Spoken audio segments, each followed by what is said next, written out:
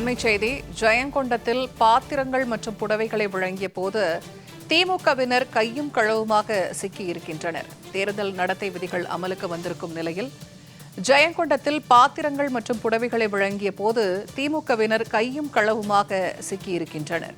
அண்மை செய்தியாக அது குறித்து பார்த்து வருகிறோம். தேர்தல் நடத்தை விதிமுறைகள் அமலுக்கு வந்திருக்கும் நிலையில் ஜெயங்கொண்டத்தில் பாத்திரங்கள் மற்றும் புடவைகளை வழங்கிய போது திமுகவினர் கையும் களவுமாக சிக்கியிருக்கின்றனர். பொதுமக்களுக்கு விநியோகிப்பதற்காக இந்த பாத்திரங்கள் மற்றும் புடவைகளை வழங்கிய போது திமுகவினர் கையும் களவுமாக சிக்கியதாக தகவல் வெளியாகியிருக்கிறது. கூடுதல் தகவல்களை தருகிறார் செய்தியாளர் சுப்பிரமணி. இப்ப ஜெயங்கொண்டத்தில் பாத்திரங்கள் புடவைகளை வழங்கிய போது திமுகவினர் கையும் களவுமாக பிடிபட்டிருக்கிறார்கள். இது குறித்தான கூடுதல் விவரங்கள் என்ன? வணக்கம் பூர்ணிமா.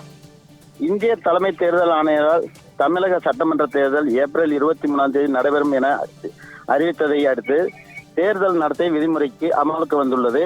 இதனிடையே அரியலூர் மாவட்டம் ஜெயங்கொண்டம் நகராட்சி பகுதியில் வாக்காளர்களுக்கு இலவசமாக பாத்திரங்கள் மற்றும் புடவைகள் வழங்கப்படுவதாக பறக்கும் படையினருக்கு புகார் வந்துள்ளது.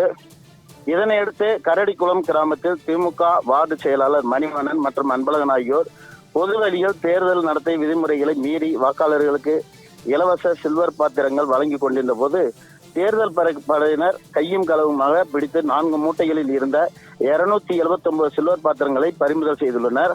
அதே போன்று ஜெயங்கொண்டத்தை அடுத்துள்ள செங்குந்தம் கிராமத்தில் திமுக நகர அவைத்தலைவர் ஞானப்பிரகாசம் என்பவர் வீட்டில் வாக்காளர்களுக்கு அன்பளிப்பாக வழங்குவதற்காக வைத்திருந்த 14 சில்வர் பாத்திரங்கள் மற்றும் 12 புடவைகளை கைப்பற்றி ஜெயங்கொண்டம் தாலுகா அலுவலகத்திற்கு எடுத்து வந்து தேர்தல் அதிகாரிகள் விசாரணை மேற்கொண்டு வருகின்றனர்.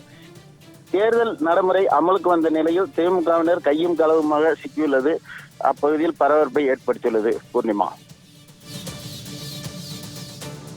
தகவல்களை பகிர்ந்து கொண்டமைக்கு நன்றி சுப்பிரமணி.